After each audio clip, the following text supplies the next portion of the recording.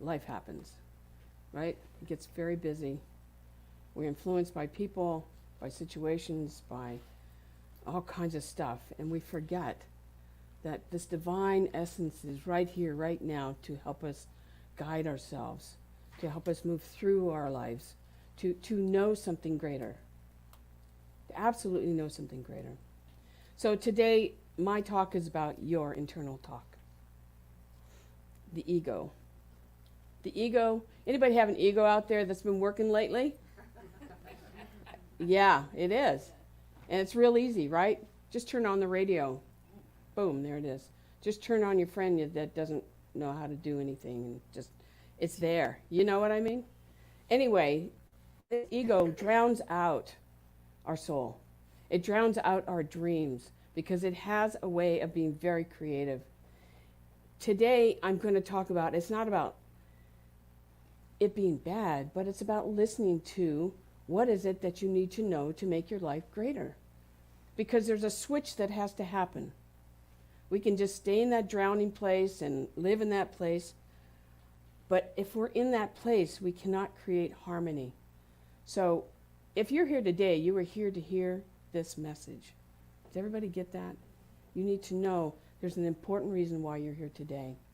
Our Declaration of Principles, we say, we believe that the kingdom of heaven is within man, and that we experience this kingdom to the degree we become conscious of it.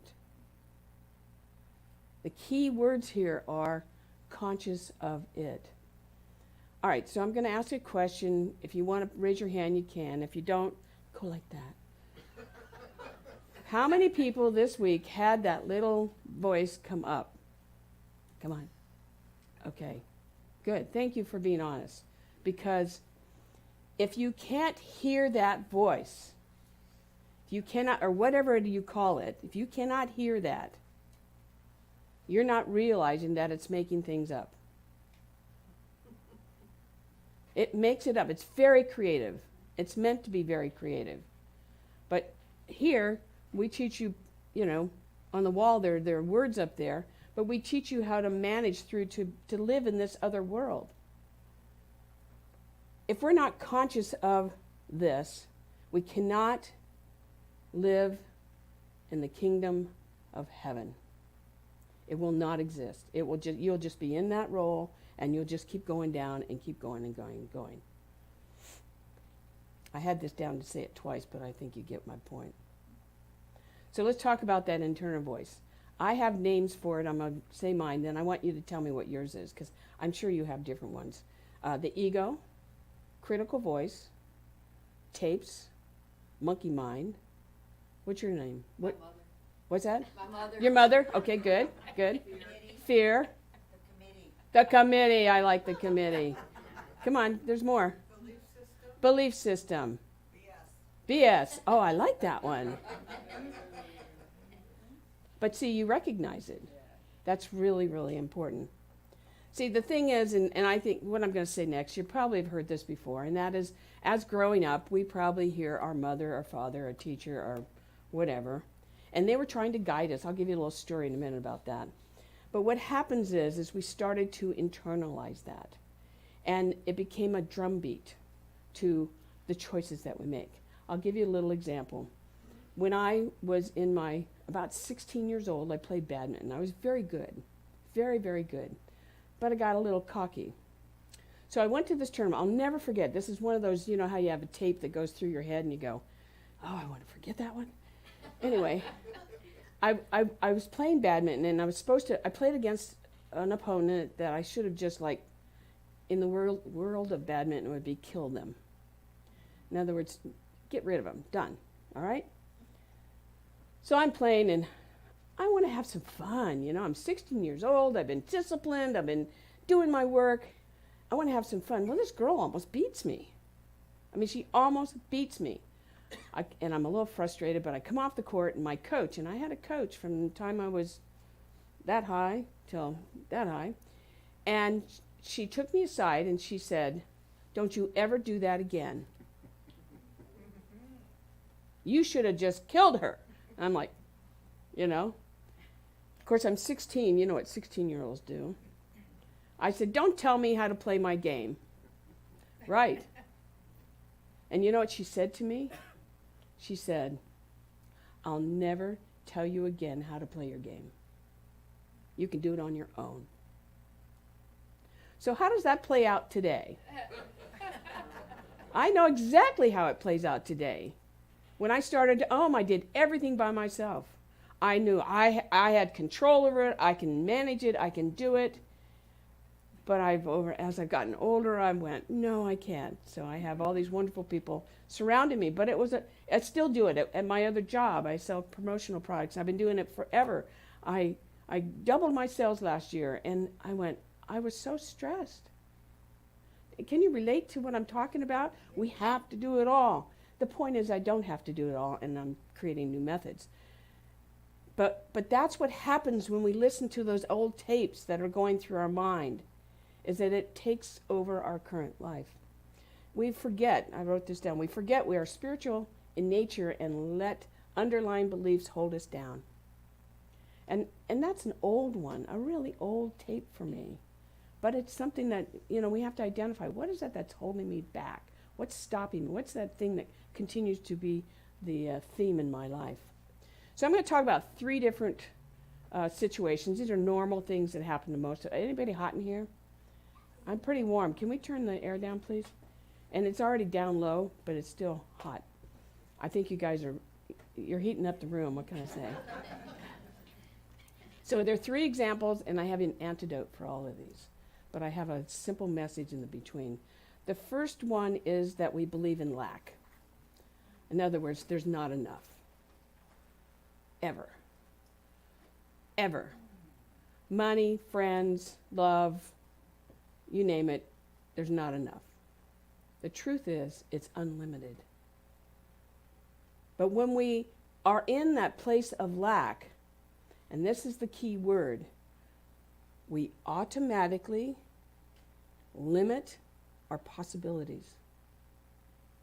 It's automatic. So if you go lack, it's unlimited. It's no possibilities. We can't do it. So here's the theme from all of these. We have to train our mind and our soul. We can talk to our mind all the time, but it doesn't listen. So we have to embody this in a way that we know that there's a different truth out there. There's something greater for us. We have to know there's an abundance. I mean, look in this room, and there's an abundance of everything in here. You go outside and you look at a tree, and there's an abundance of leaves. And if it's not there, go find a tree that's going to blossom. It's the most incredible thing to watch, where they all start to come out at once. There's, what did I say, 2 or 3 weeks ago, 4 weeks ago, I said there's enough money in the world that every person in the world, if we would just all put all the money on the table, would have $8 million. It is not that there's not enough. It's just, how do we tap into it? Now, I'm going to say this because I think that it's important for us to realize not only the power that we have to reverse how we're thinking, but I want to embody this in you. This is important. Each time we reverse a thought, lack, limitation, abundance, we make a new impression on our mind. Do you get that? It's really important you get this. A synopsis. We create a new road for that thought to go. And eventually, and I'm standing here, and everybody, some of you don't know me, but I lost everything one time, at one point in my life, everything.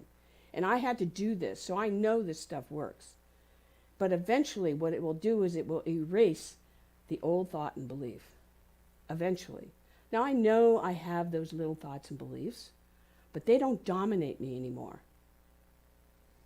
I see some heads. You get it. It doesn't dominate me anymore. So think about that.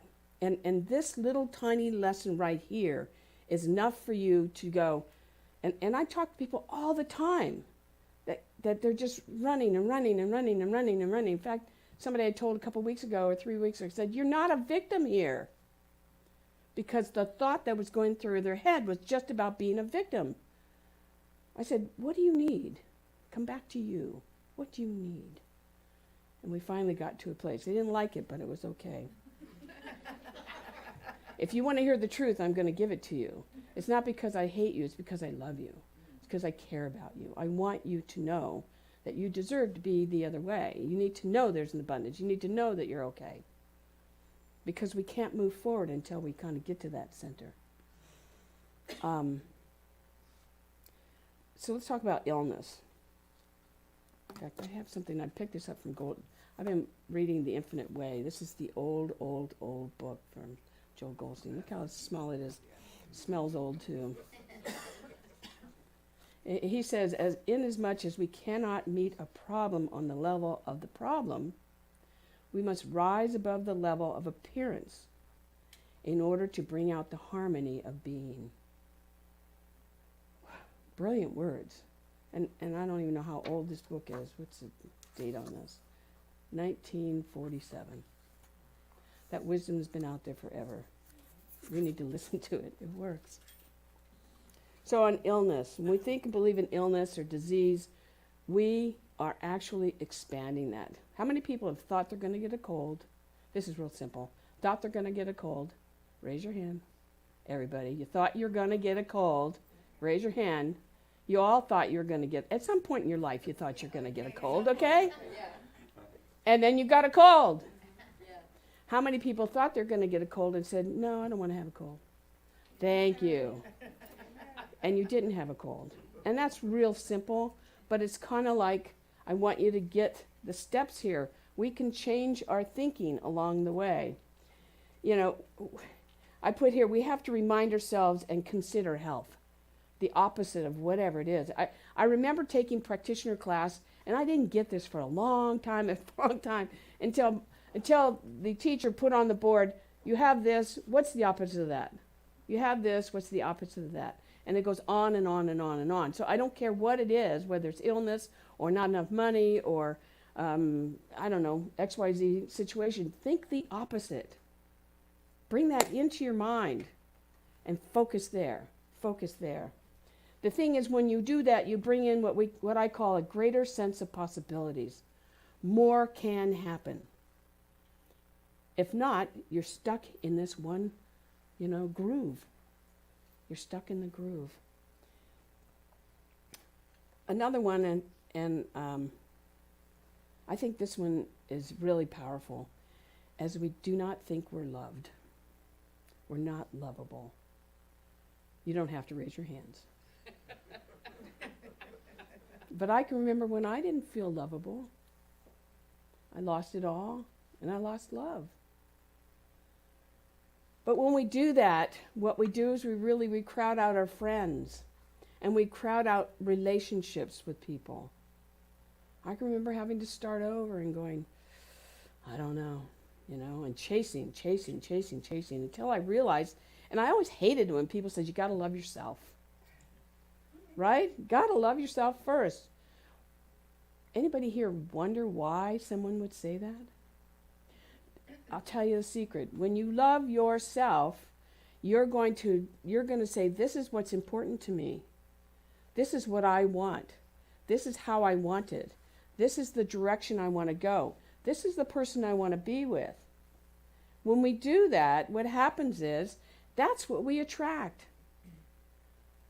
We will attract at the level that we're at, and not any farther. So that's why they want you to love yourself. So do that first. When you really love yourself, you will not need anyone. But that's darn it when they come. They show up. They show up. The other thing is that we sometimes feel alone when we don't have love. We feel like we're all by ourselves. And the thing is, and I'm going to say this again, you have to remind your soul and your mind that you're not alone. Because we are incredibly creative beings on this earth. We are very creative, and all we have to do is activate our consciousness to move us into that creative place. I won't go into the story of when I had to leave my last church. And I was kind of pushed out.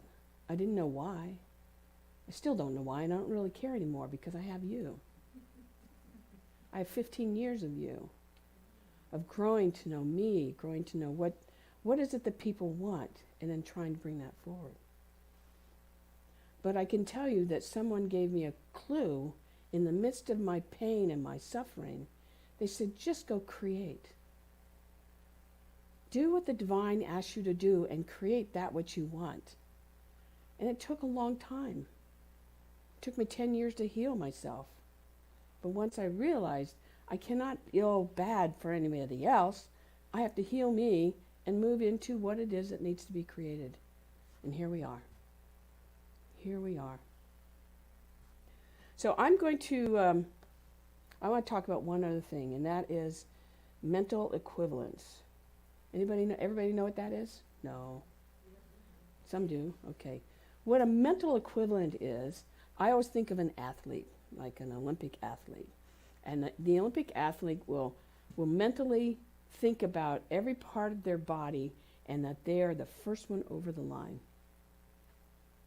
And that's what they train. They train their body, their mind, and their spirit, so that when they're on that other side, they're like, yeah, it was me, I won. So mental equivalents are very important. We have to move in that direction.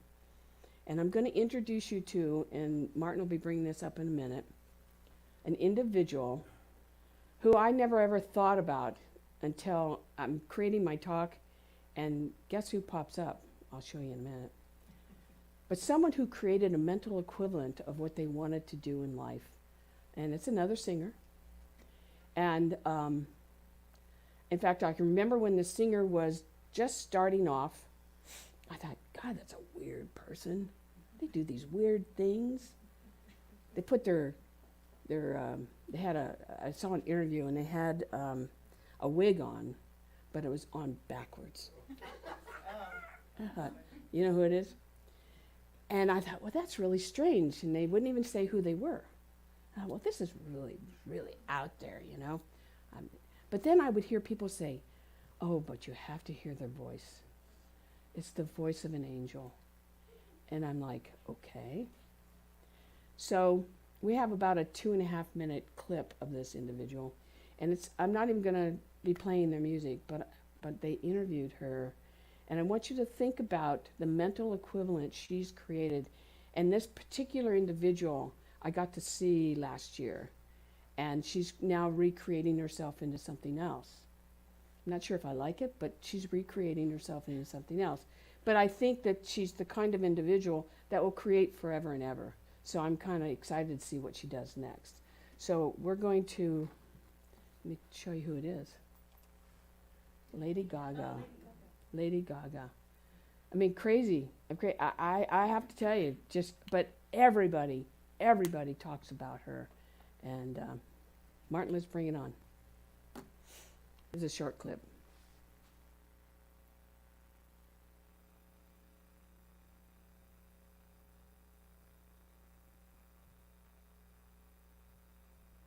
I became so obsessed with the poetry and the spirit of rock and roll and how I could synthesize it into pop music. But I always wanted to be a pop singer. That was the ultimate sort of dream come true for me, was that I would work endlessly towards this experience with music, with songwriting, with performance art, and how I could bridge fashion and technology and pop culture into one performance and then make it commercial and translate that idea, that very theatrical idea that so many people didn't understand. How could I translate that to the whole world? And that's why I never back down, no matter how many radio people said I don't get it, no matter how many people said we're not sure that this show will play very well in the Midwest. I never back down.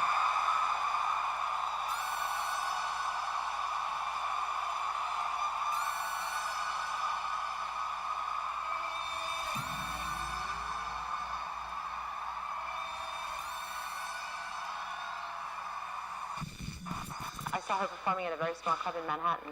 I actually was really impressed by her. I thought she was really cool. I loved her rawness, and there was something fresh about her and ballsy. I do think she's very talented. Lady Gaga might be the sweetest angel ever. She's got a belter of a voice. She's a really good instrumentalist. She's got a great sense of drama, and anybody could turn up to an awards ceremony dressed as a bacon sandwich, gets my vote. I mean, she's great. She's just so down to earth, and she's the only exciting thing in pop music that's out there at the moment. Anybody that gets visual on stage and is in your face, she's the most exciting thing I've seen in a decade. I've always been a fan, but I've made a new friend because she's lovely. She's a great talent, you know. She's, people are not going to believe how long she's going to sustain and how popular she'll be through the years. She is a very talented human being.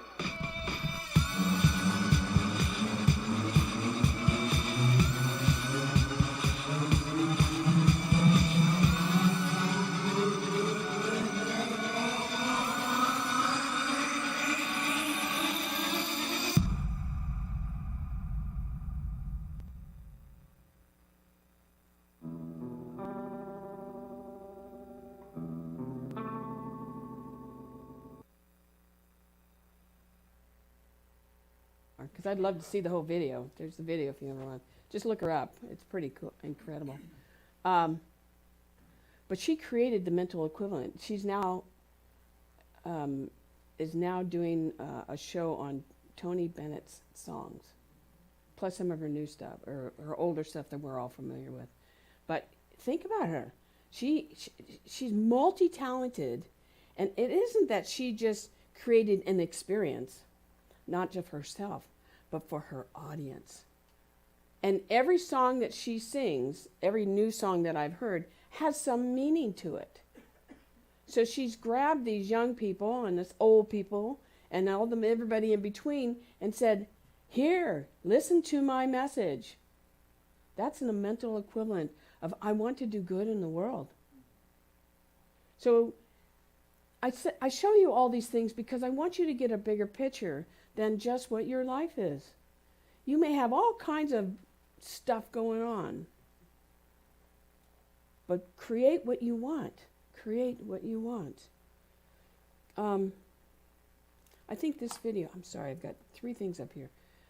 This is another part of our Declaration of Principles, but it really says who she is. And so when I read this, I went, boy, she really is moved by Spirit.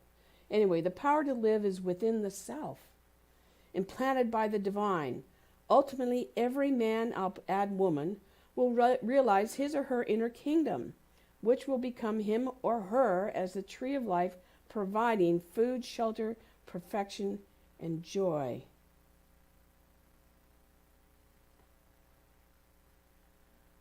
Bringing all that back.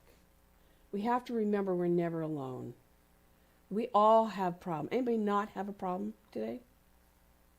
We all have an issue. You don't have any? Okay, good. We got one here.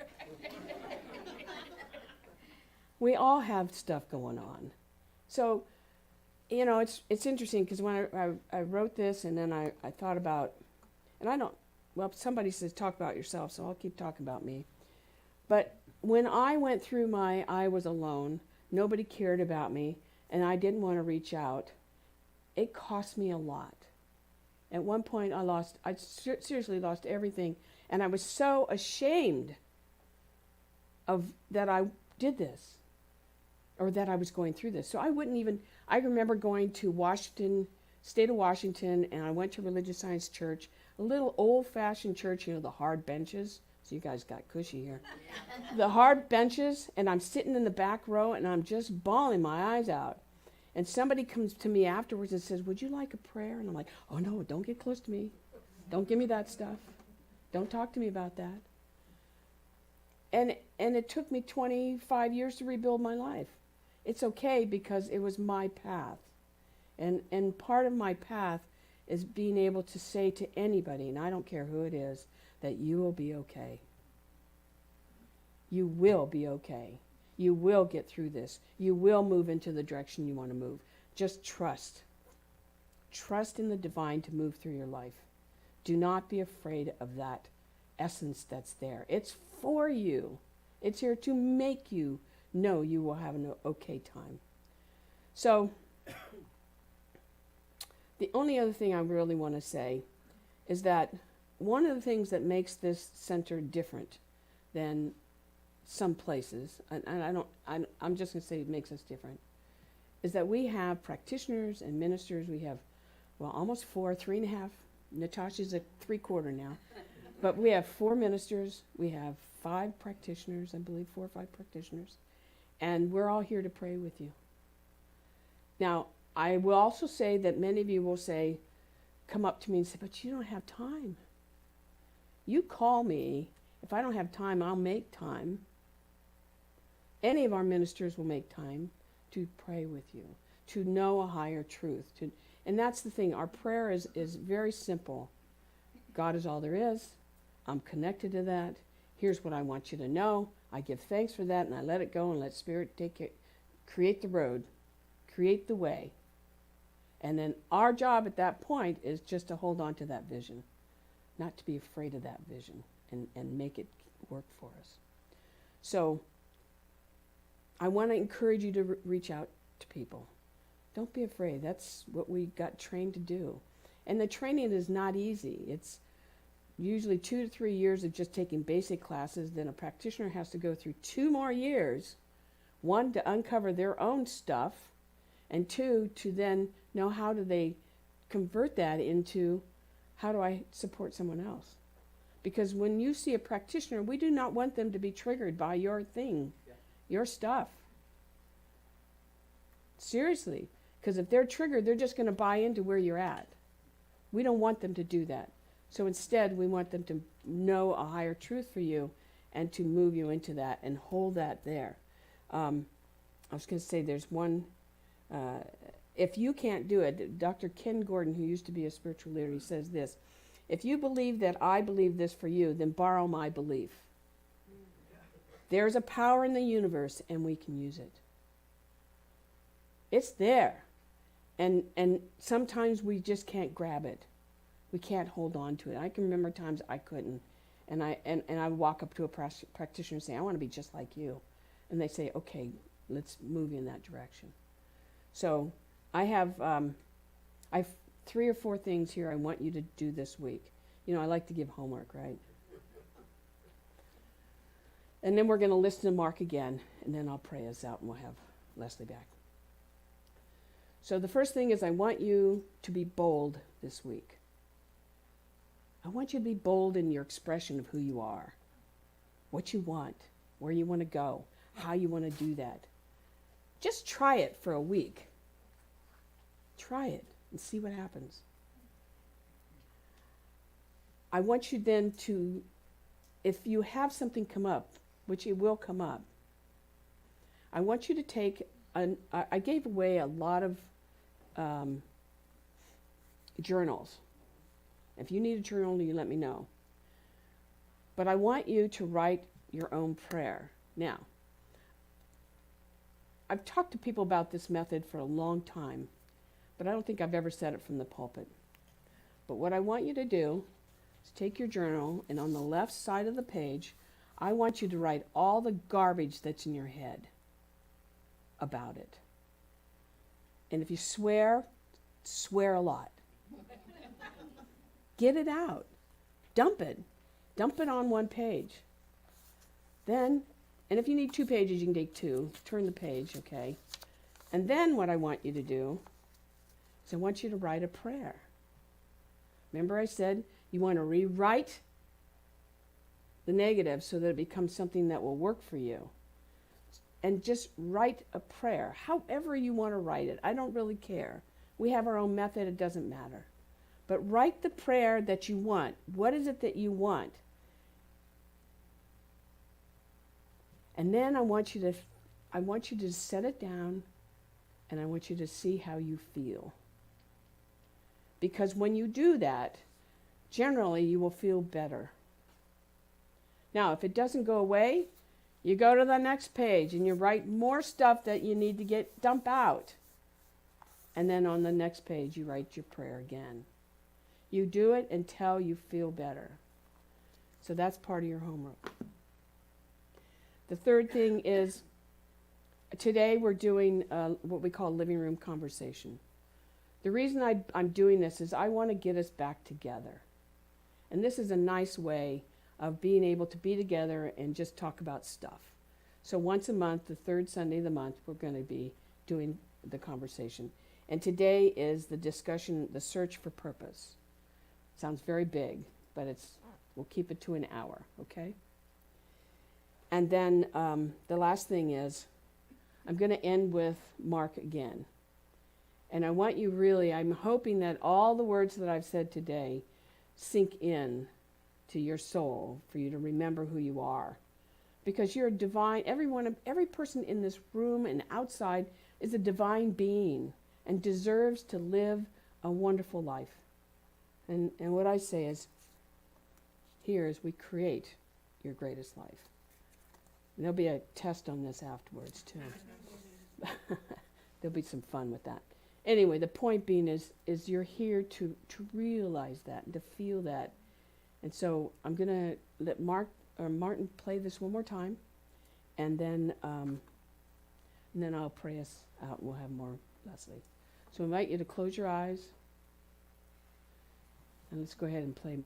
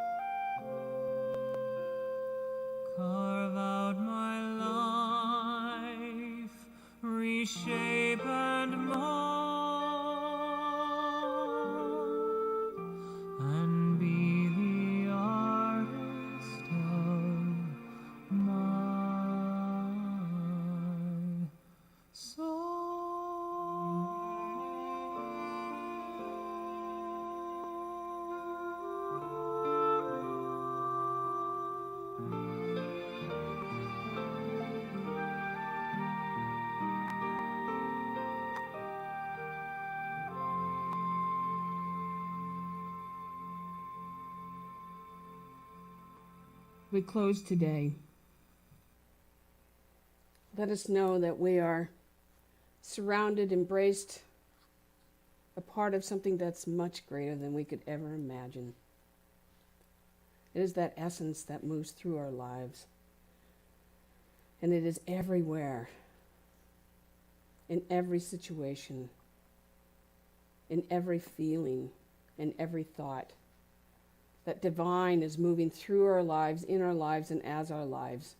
And as I know that truth of all of us being connected to this one source, I know that every single one of us chooses to be one with this source, allowing it to move through us to create that which is greater for us, a greater thought, a greater outcome, a greater knowingness.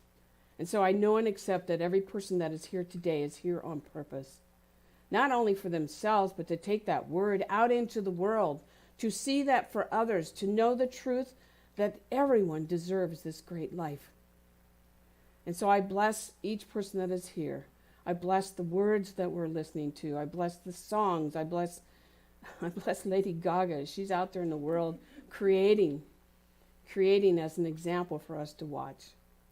And I am just so grateful for the truth to be revealed, to heal, to make more, to make life more and better.